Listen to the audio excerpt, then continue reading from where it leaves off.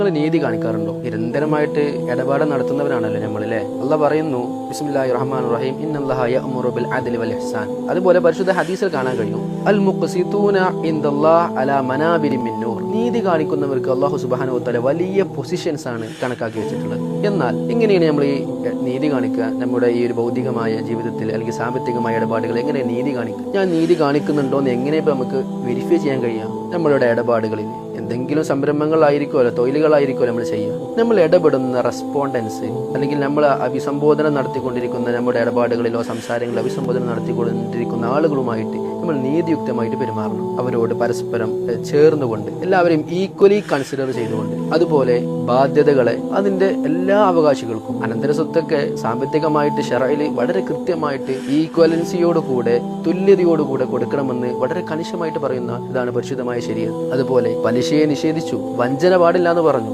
റിബ പാടില്ല, റിഷ് പാടില്ല, ഇഹ്തിക്കാർ ഹോർഡിംഗ് പാടില്ല എന്ന് ശരീഅത്ത് പറയുന്നതായിട്ട് നമുക്ക് കാണാൻ കഴിയും. അതുപോലെ ഹൊറർ, ഈ പറയുന്ന റിബ പാടില്ല, റിഷ് പാടില്ല, ഇഹ്തിക്കാർ പാടില്ല, ഹൊറർ പാടില്ല, ഇതൊക്കെ വളരെ ഇസ്ലാമിക ശരീഅത്തിൽ സാമ്പത്തിക മേഖലയിലെ വലിയ കൃത്യമായിട്ടുള്ള ഒബ്ജക്റ്റീവ് കൂട്ടത്തിൽ പരിഗണിക്കുന്ന സാധനങ്ങളാണ് അല്ലെങ്കിൽ കാര്യങ്ങളാണ്, ആശയങ്ങളാണ്. എന്നാൽ ഇതേ സ്ഥാനത്ത് ഇടപാടുകളെ കുറിച്ച് ഇന്നമൽ ബൈഉ അൻ തറാദ്, കച്ചവടം ശരിയാവണമെങ്കിൽ നിങ്ങൾക്ക് രണ്ടുപേർക്കും തൃപ്തി വേണം. എന്തിനാണ് ആ തൃപ്തി? തറാദ് അവിടെ പരിഗണിക്കാനുള്ള കാരണം ഇതാണ് അതിന്റെ ലക്ഷ്യം. നീതിയായിരിക്കണം അവിടെ വേണ്ടത് എന്നുള്ളതാണ് അതിന്റെ ലക്ഷ്യം. അതുപോലെ നമ്മൾ പരസ്പരം വിനിമയം നടത്തുകയാണെന്നുണ്ടെങ്കിൽ പ്രത്യേകിച്ച് നമുക്ക് കാണാൻ കഴിയും ഫോറക്സ് മാർക്കറ്റുകളിൽ, കറൻസി മാർക്കറ്റുകളിൽ റിബവിയായ സാധനങ്ങളുടെ എക്സ്ചേഞ്ച് നടത്തുന്ന സമയത്ത് അവിടെ പലതരം കണ്ടീഷൻസ്, റിബവിയായ ഷുറൂത്തുകൾ നമുക്ക് കാണാൻ കഴിയും. വളരെ കൃത്യമായിട്ടുള്ള തആദുലിന് വേണ്ടിയാണ്, ബാലൻസിങ്ങിന് വേണ്ടിയാണ്, ആ ജസ്റ്റിസ് ഉറപ്പുവരുത്താനാണ് പരിശുദ്ധ ശരീഅത്ത് ഈ വിധിവിലക്കുകളൊക്കെ മുന്നോട്ട് വെച്ചിട്ടുള്ളത്.